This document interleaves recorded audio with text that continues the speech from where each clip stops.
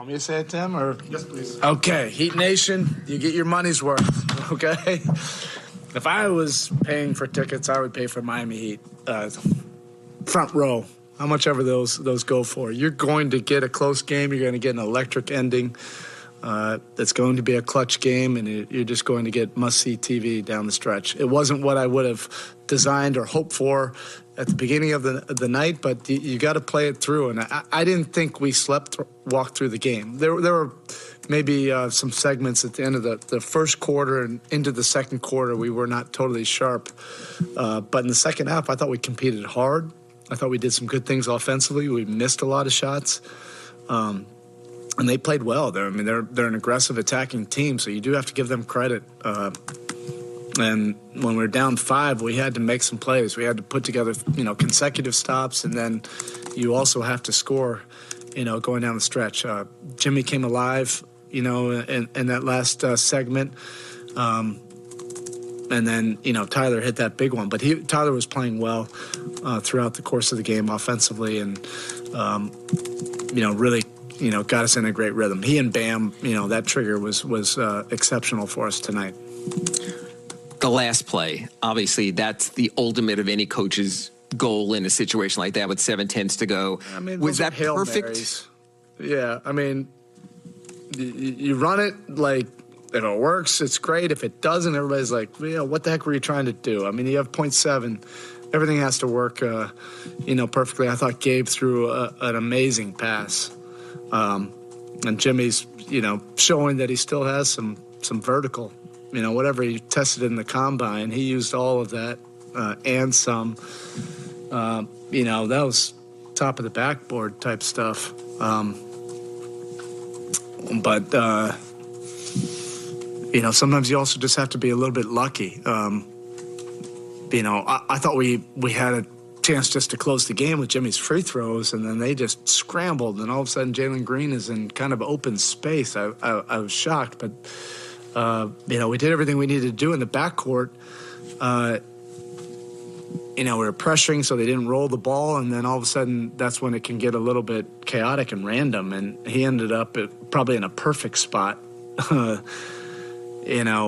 we couldn't get help defenders over there. But that, that play was, a play that CQ gave me actually in the bubble. We used it for that first month. We were scrimmaging all the time. We were doing late game situations, and we were doing a scrimmage, and it was basically the same exact situation. And Jimmy got the dunk on the play and hung on the rim and pointed at me and said, "We got to use this play." It just took us about 3+ years to get back to it. But that's one of those benefits of all that time we had in the bubble. It was a school of basketball for those 98 days. It feels like the 8 wins in a row here have been by a combined 8 points. It feels like, just given the closeness of every game. But what's changed as far as defending home court? What's changed, or has anything? As far as, it's not like you were a bad home team by any stretch, but just finding ways to pull out all these in this building. Is it atmosphere? Is it just the comforts of home? Is there something else? Yeah, I don't know. I think you gain confidence, when you're in repeated situations over and over and over, and you have some success. We know what our package is now. The different things we're trying to get to, different coverages now. We're probably more advanced than a lot of teams at this point, in late game execution play. Defensively, we just have a bunch of, competitive guys. So when it gets really, close in those moments of truth, you have a lot of guys that want to make defensive plays. And you also, we've had some tough, heartbreaking losses down the stretch. So you get a little bit of everything when all the games go down to the last possession. But certainly we're gaining, more experience, more confidence in those situations. Everybody understands, what's at stake. These games really mean, a lot. And when you're a competitor, this makes you feel most alive. What made you go to Jamarie tonight, and what do you like about his night? Well, we needed to. I didn't want to go 7-8 man rotation, tonight on the first night of back-to-back, and I didn't want to run Gabe, Jimmy. The plan is to try to play these guys tomorrow. So we have to be, smart about this. We're trying to be disciplined, to that on the first night of back-to-back, and I thought he gave us some really good minutes. You can see his speed and quickness, on both ends of the court. He had some good moments. He's not afraid of the moment. He's in great shape. That's the benefit of playing all year in Sioux Falls and playing well. All these guys, that have been in Sioux Falls have given us really impactful minutes, and you feel good about it when guys come up, get an opportunity, they're ready for the opportunity, and then they produce in that opportunity to help you win. If that is a new set, what's different between the Quinny lob and the Dwayne one you used for years back in the day? Actually, it's a totally different set. Yeah. I know, people are confusing it from a couple different things. I'm not going to, then everybody's going to be dissecting, what this play is. We never can use it again, so I get it.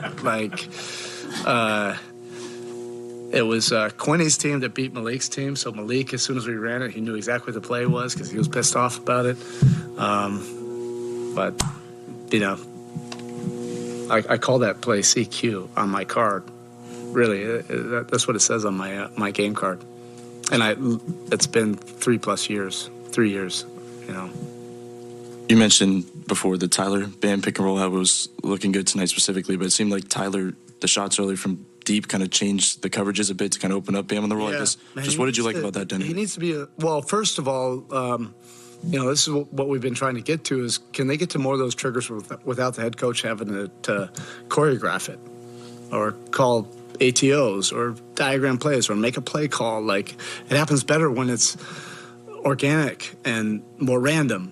I don't care how they get to it, as long as they get to it. And as many different ways and creative ways they can get to a two-man action, I want them to do it. They have the autonomy to do that, and that's what they did tonight. They probably got to more triggers in that first half in a lot of different ways where they found each other. It should be a radar finding each other, because they each help each other, and ultimately help our team offensively, because we can play out of that simple spacing of that two-man action. Everybody else knows what to do off of them, but they did a really good job getting to those. And then Tyler, the more he's assertive on the catch, behind the line, it opens up everything else for him and for us, and he was able to do that tonight.